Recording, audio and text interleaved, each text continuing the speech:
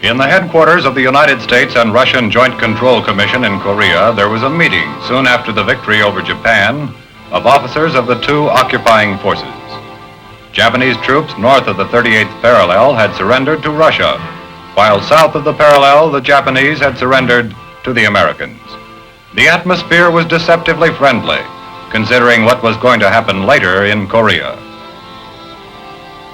The United States considered the dividing line along the 38th parallel to be only a temporary military convenience, but the Russians had other ideas.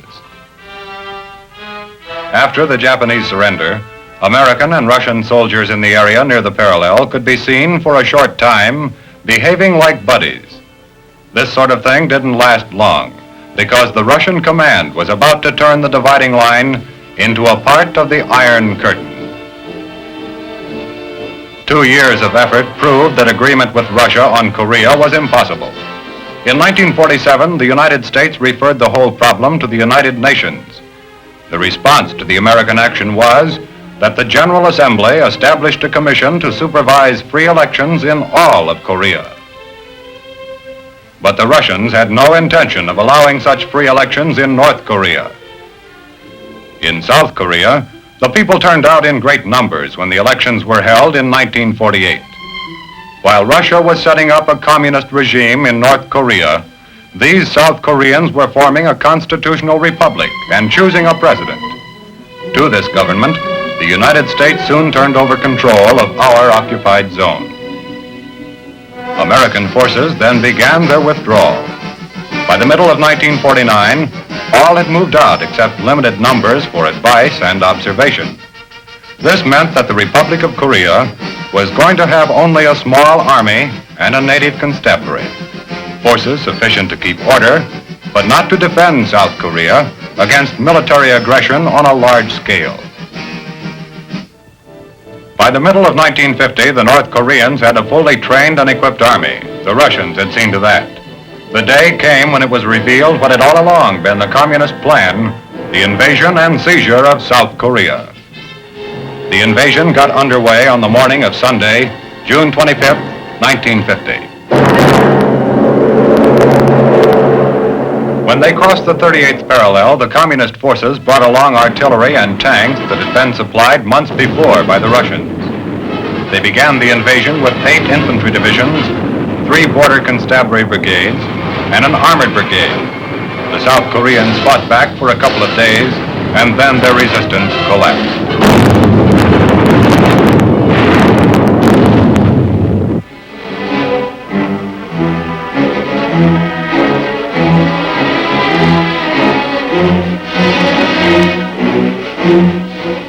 When the Soviet began this aggression by proxy, they didn't look for any active intervention by the United States or other nations.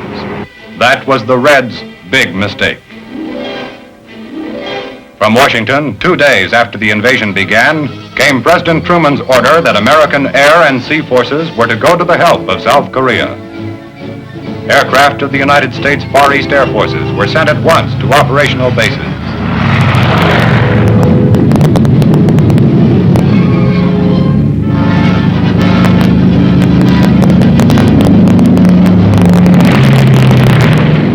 From Guam, the B-29s took off for Okinawa, their base for the strike soon to be made against the North Korean invaders.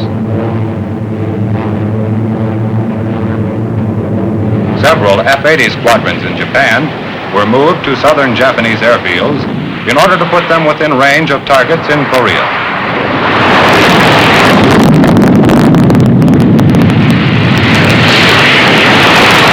A provisional fighter squadron of F-51s was soon ready to go into action from Daegu Airfield in South Korea. The conflict had hardly begun before our aircraft turned to the big job of keeping the South Koreans from being overrun and crushed at the very outset of hostilities. The North Korean troops were advancing almost unopposed, so our aircraft went to work on them. First, we put a lot of emphasis on ground support of the badly outnumbered defenders. Within a few days, our F-80s were also going after the enemy's lines of supply. We had to slow up his logistics if we were going to keep the South Koreans from being driven off their peninsula. The F-51s, too, went to work on interdiction targets, as well as doing their share in the close support of ground troops. In fact, all of our aircraft gave a fine demonstration of the versatility of air forces. The thing we had to do was trade space for time and slow up the invading forces enough to allow a buildup of defensive strength. So we went on, hitting anything that was carrying or storing communist supplies. By now, less than a week after the war started, our airstrikes went well north of the 38th parallel.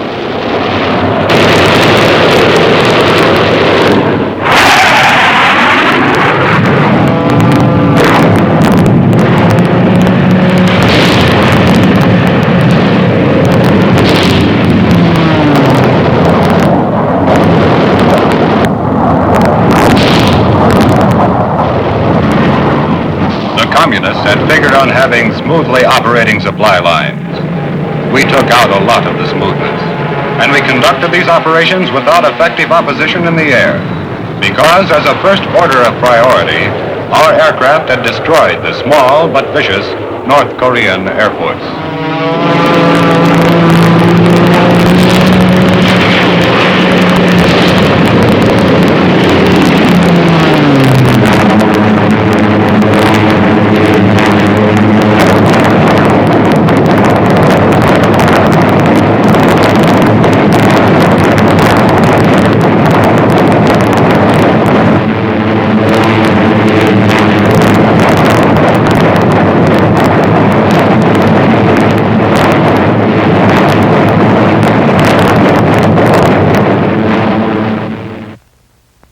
The hard-pressed South Koreans needed help on the ground.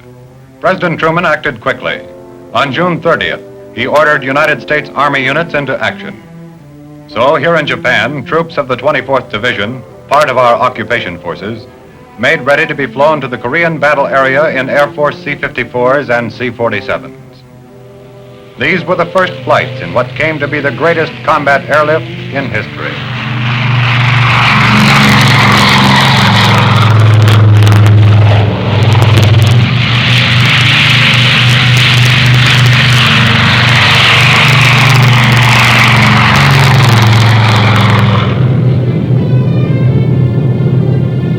This was the 4th of July, and the men of the 24th Division were not celebrating the day in quite the way they had planned.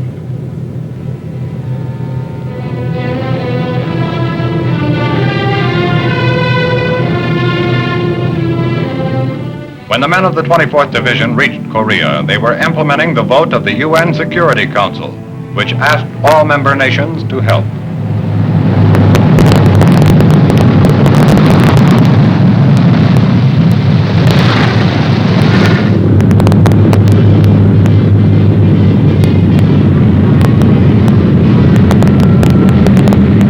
Eventually, 15 other countries sent ground troops to Korea.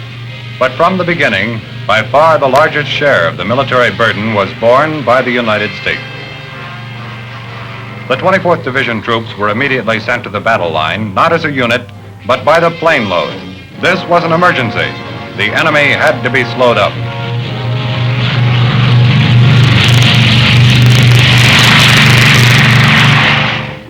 Even without any support from the air, the North Koreans were a formidable force, well equipped and by far outnumbering the defenders. Piecemeal, the men of the 24th went up into the crumbling line. The enemy had a lot of firepower. They were a strong force, and the most our ground troops could hope for was a delaying action.